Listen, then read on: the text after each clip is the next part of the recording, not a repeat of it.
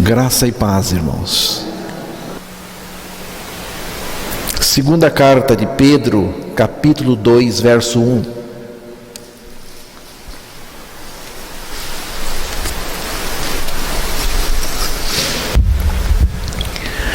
Assim como no meio do povo surgiram falsos profetas, assim também haverá entre vós falsos mestres, os quais introduzirão dissimuladamente heresias destruidoras, até o ponto de renegarem o soberano Senhor, que os resgatou, trazendo sobre si mesmos repentina destruição.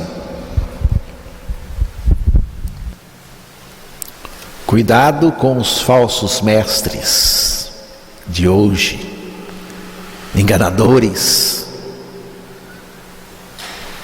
os quais introduzirão dissimuladamente heresias destruidoras, até ao ponto de renegarem o soberano Senhor que os resgatou. Dissimuladamente. O que significa? Dissimuladamente, ou seja, com fingimento, disfarçando suas reais intenções ou propósitos. É assim que o engano chega. Por isso é perigoso.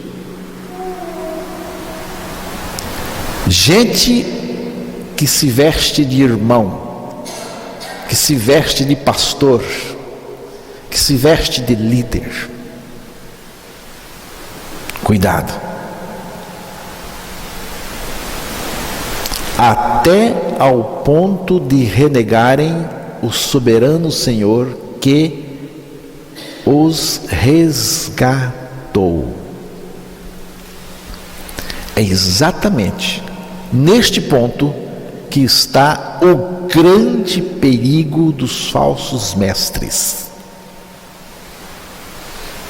A pregação deles é uma mistura de verdade com mentira, pela qual Satanás promove um sistema de negação do sacrifício de Cristo, visando a perdição das almas. Irmãos, se o pregador falar logo contra Jesus abertamente, não engana ninguém. Mas se o pregador misturar verdades com mentiras, aí a coisa fica perigosa. É aí que mora o perigo.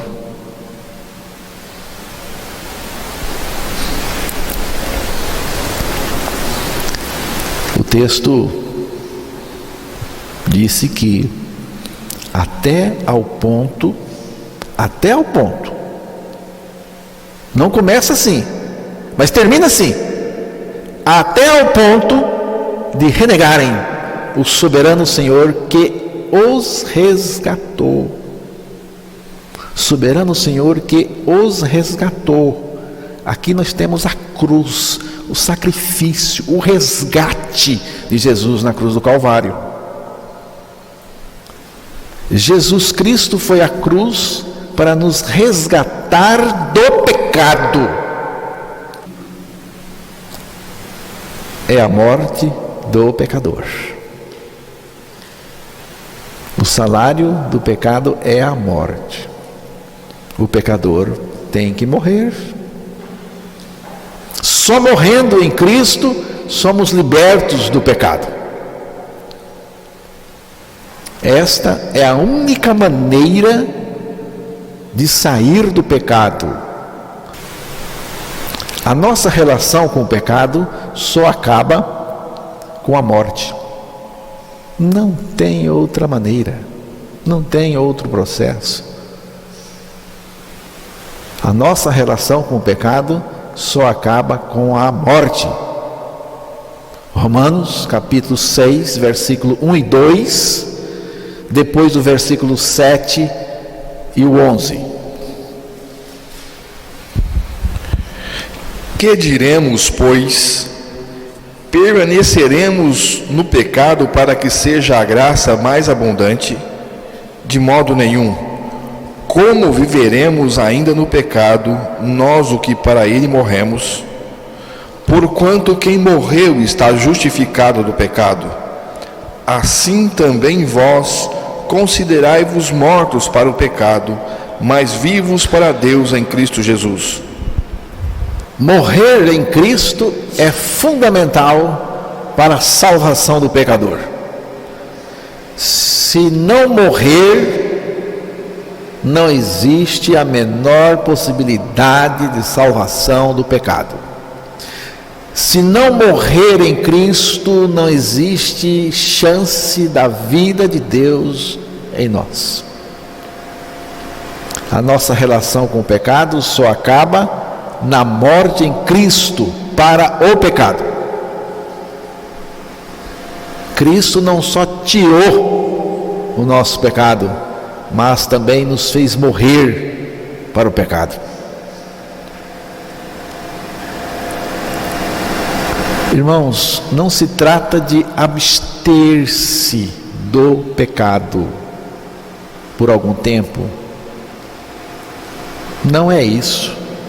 Não se trata de restringir o pecado, nem evitá-lo. A libertação do pecado não é isso. A libertação de Cristo é libertação mesmo. É fim da relação com o pecado mesmo. Se Cristo morreu na cruz para me resgatar, mas continuo no cativeiro do pecado, que resgate é esse? Que resgate é esse? Resgate inútil. Um sequestrador tem alguém em seu cativeiro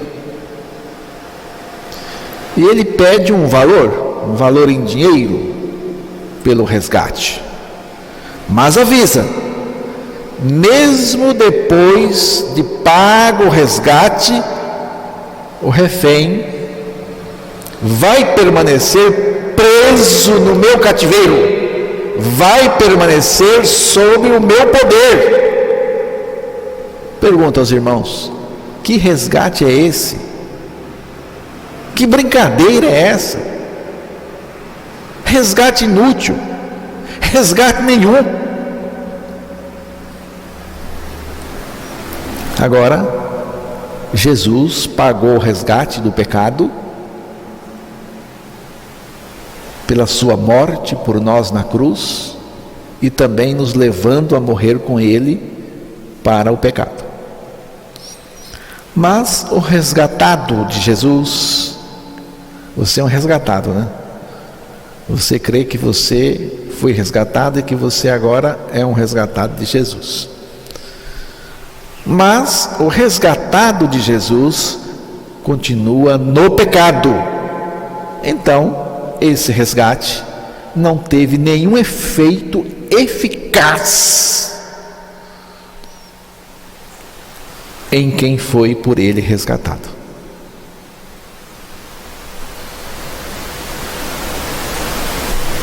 Seria um resgate inútil,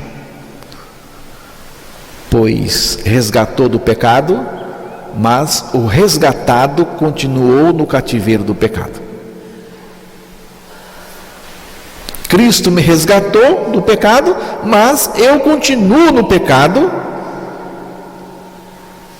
Então o resgate é inútil, não vale nada. Cristo me arrancou das mãos do diabo, mas continuo controlado por ele. Isso é salvação de trouxa. Não é a salvação de Deus.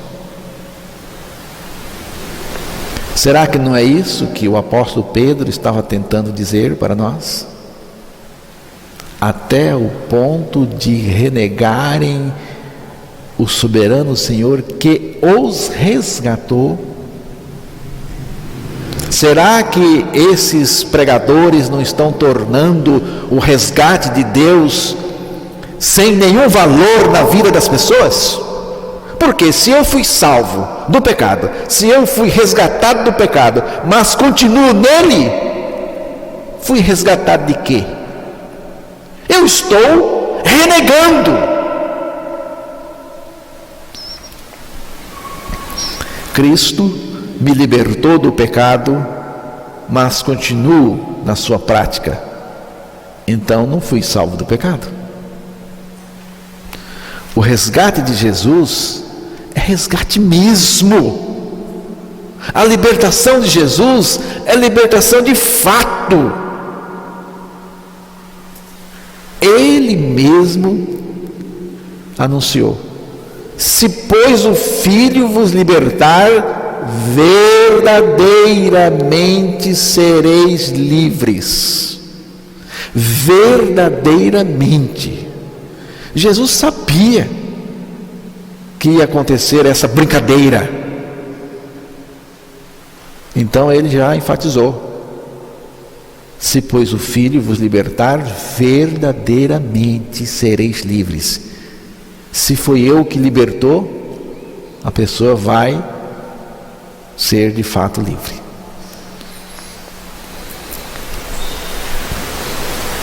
Verdadeiramente livre é o que somos em Cristo. Você pode dizer, estamos em poucos aqui, né? Mas mesmo assim temos que perguntar. Você pode dizer assim: eu estou verdadeiramente livre?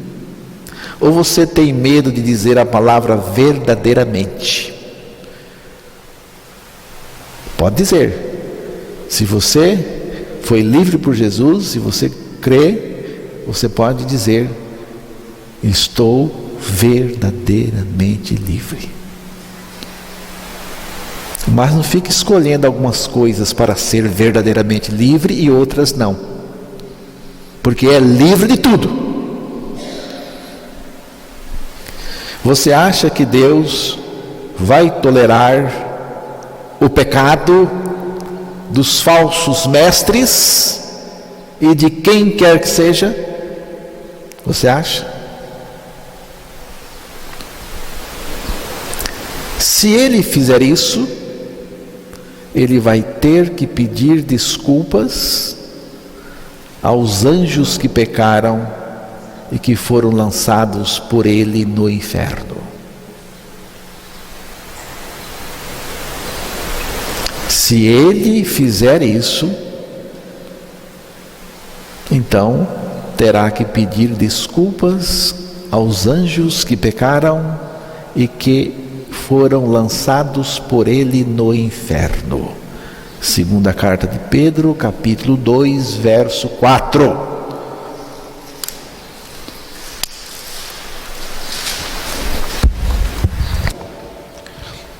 Ora, se Deus não poupou anjos quando pecaram, antes precipitando-os no inferno, os entregou a abismos de trevas, reservando-os para juízo. Se Deus não poupou os anjos que pecaram, antes lançou-os no inferno, como o texto está dizendo, você acha que Deus vai tolerar você no seu pecado?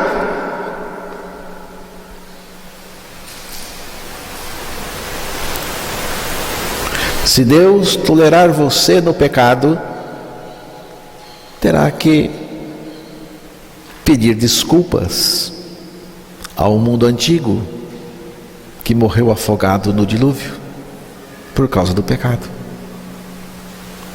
Segunda carta de Pedro 2:5.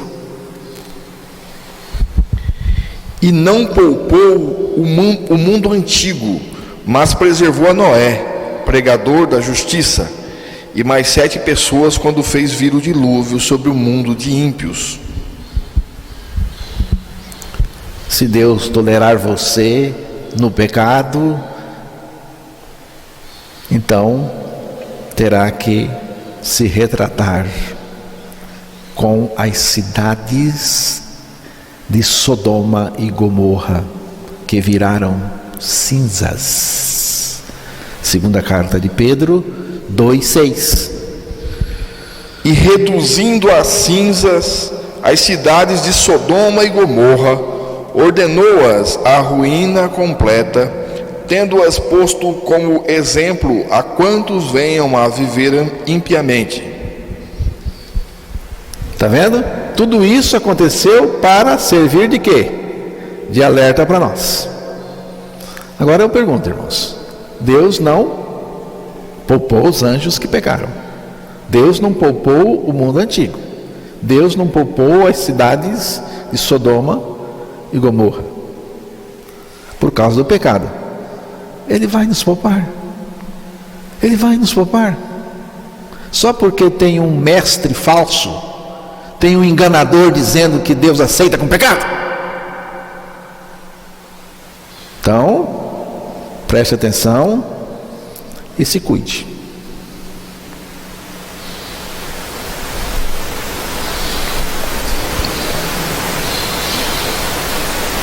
Deus não vai tolerar você e ninguém no pecado e com seus pecados. O pecado é a única intolerância de Deus. E para resolver isso, Ele mesmo veio e morreu em uma cruz para nos libertar do pecado. Deus é justo e julgou você corretamente. O julgamento correto é a sua morte com Cristo na cruz. O meu julgamento correto é a minha morte com Cristo na cruz. Se eu não aceitar a minha morte com Cristo na cruz, eu terei depois que ir para a segunda morte. Segunda carta de Pedro 2, verso 2. E muitos seguirão as suas práticas libertinas, e por causa deles será infamado o caminho da verdade. E muitos seguirão suas práticas libertinas. O que são essas práticas libertinas? Não, pode viver no pecado mesmo. Pode viver. Meu pastor falou que pode. Eu sou crente, fui liberto do pecado, mas eu posso continuar mentindo, eu posso continuar no pecado, porque depois vai ficar tudo bem. O que é isso? Isso são as práticas libertinas. E tem mais coisas nessas práticas libertinas. Aqui diz: e muitos seguirão as suas práticas libertinas. Que coisa, hein, irmãos? Muitos. São práticas libertinas, mas o povo segue. O povão vai, está tudo bem. E muitos seguirão as suas práticas libertinas. Mas eu quero dizer aos irmãos, a culpa não é só dos falsos mestres, mas o povo também é culpado. Os falsos mestres enganam, mas o povo gosta de ser enganado. Aqui cai bem aquela frase: me engana que eu gosto. Me engana que eu gosto. Segunda carta de Paulo aos Tessalonicenses, capítulo 2, verso 11 e 12.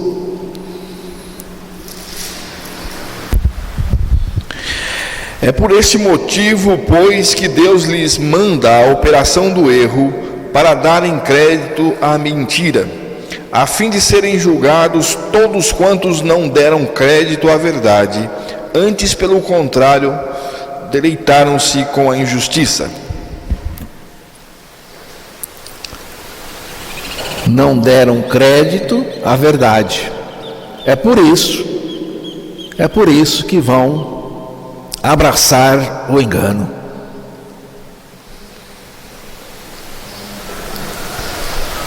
Segunda carta de Pedro 2:3.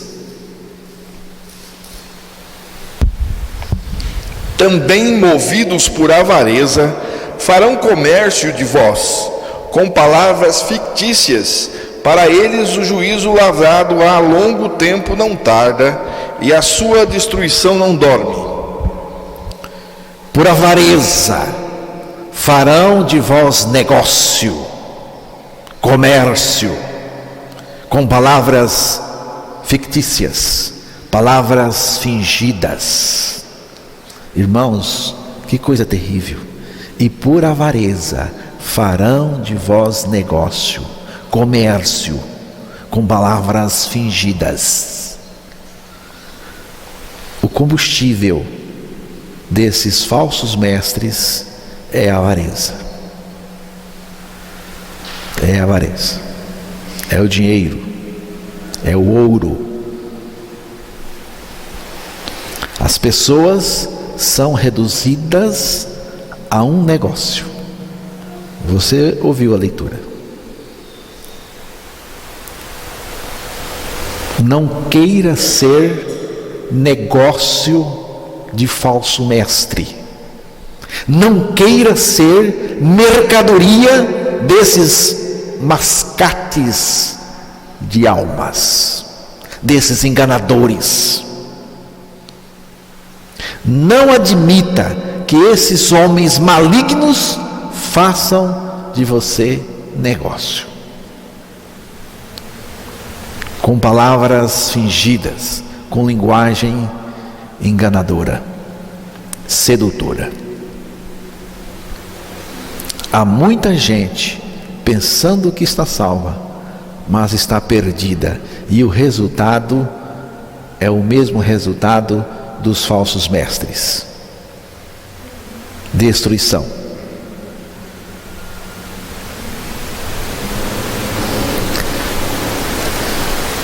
Em meio a essa multidão de enganadores e seus enganos, heresias e novidades sedutoras, nós precisamos nos manter firmes, calmos e equilibrados.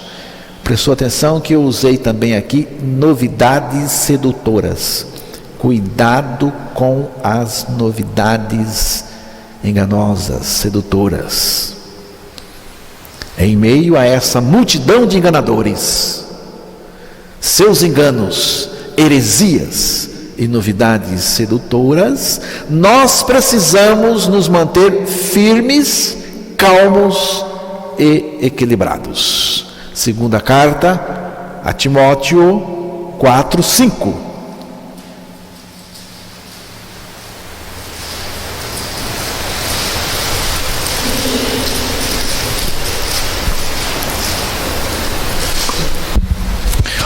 Tu, porém, sê sóbrio em todas as coisas, suporta as aflições, faze o trabalho de um evangelista, cumpre cabalmente o teu ministério.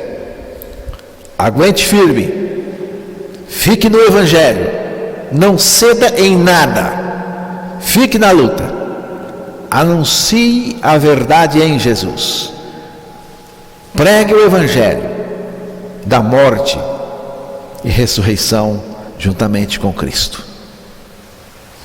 Fazendo isto, você cumprirá o seu ministério. Mas e o resultado? E o resultado? Não se preocupe com resultados aparentes e imediatos, porque os resultados aparentes e imediatos tendem a ser enganosos. Não se preocupe com os resultados aparentes e imediatos, são enganosos. O resultado verdadeiro está no controle de Deus. Estamos em poucas pessoas aqui, mas a salvação de quem está salvo aqui está no controle de Deus. A salvação do Emerson não está no meu controle, não, está no controle de Deus. Se não está salvo, não está salvo.